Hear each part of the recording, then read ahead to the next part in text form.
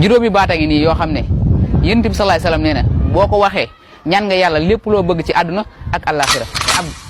am na loo ma fi digoon de yow lanati la chaque jour nga ne dig naa la dara bàyyi yooyu waay yow sama copain nga ko waa si loolu moom dëgg la mais la laal digoon yaa ma ko waxoon fàttewu ma ko de yaa waxoon am na ay baaj yoo may jox yoo xamante ne su ma ko waxee rek ñaan naa lépp loo bëgg si àllaaxira ak li ma bëgg si àdduna waaw maa ko waxoon mais man loolu jaaxal na ma de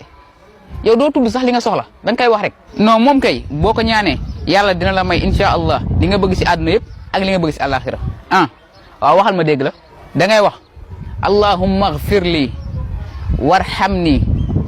wahdini wa aafini warzuqni